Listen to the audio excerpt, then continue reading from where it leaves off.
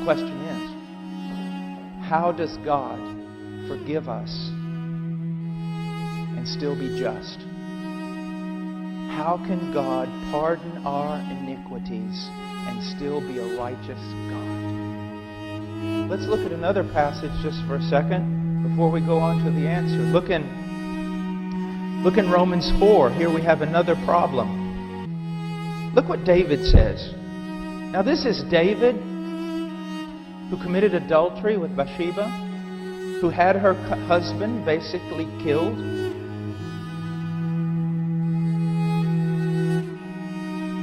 Look at verse 7. Blessed are those whose lawless deeds have been forgiven and whose sins have been covered. And even though it's not mentioned here, do you realize who's covering these sins?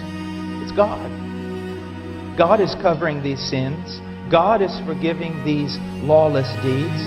Verse 8, blessed is the man whose sin the Lord will not take into account.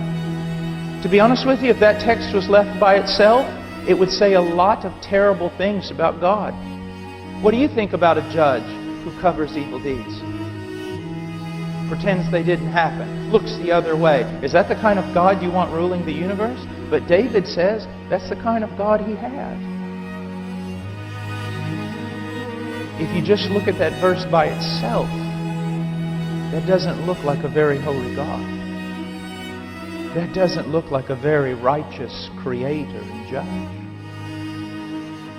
So how can we have the part of the Scriptures testifying to the fact that God is righteous and He will punish every sin?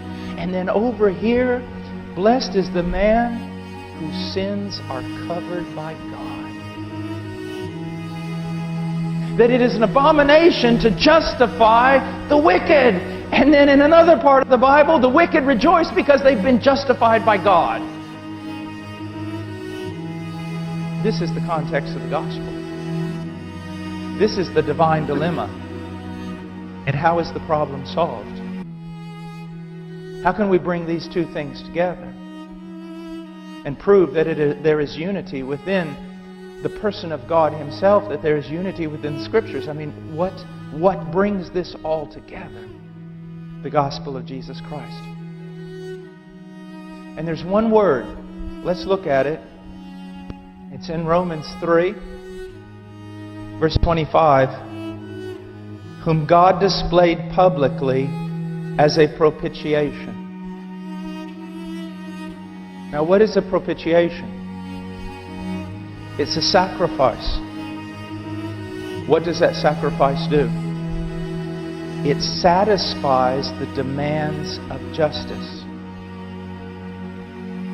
And in satisfying the demands of justice, appeases the wrath of God and makes it possible for a righteous God to forgive the iniquities of men.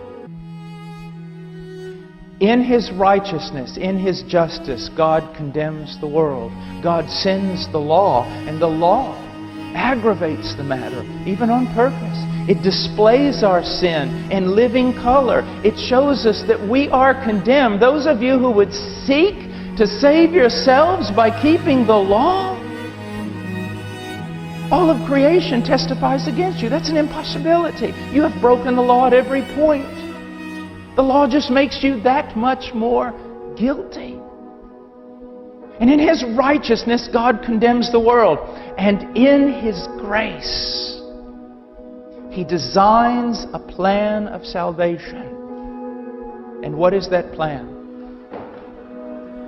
God becomes a man. God becomes a man. The Son of God incarnate.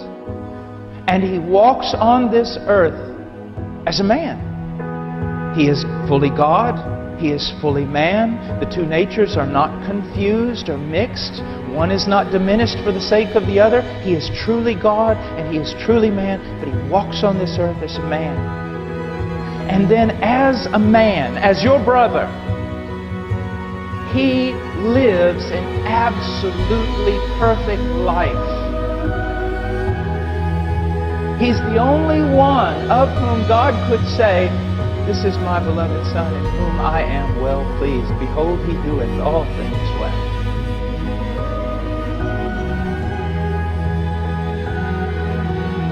then according to the foreknowledge,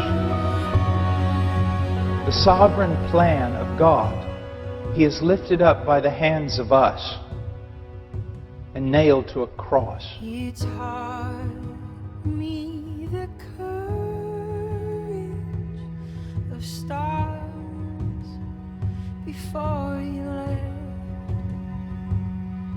How light carries on endlessly, even after death,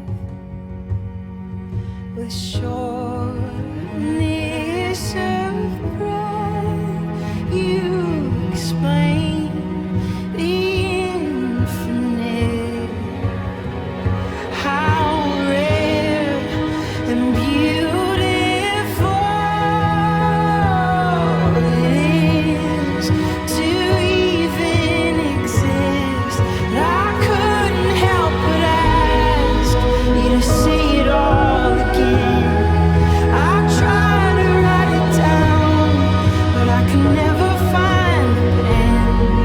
I'd give anything to hear you say it one more time, that the universe was made just to be seen by my eye. And I couldn't help but ask you to say it all again. I tried to write it down, but I could never find the pen. I'd give anything to hear you say it one more time, that the universe was made just to be seen by my eyes.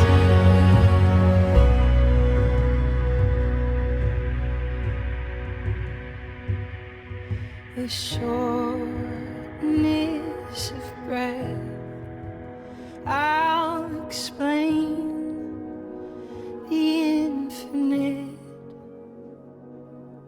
How rare and beautiful it truly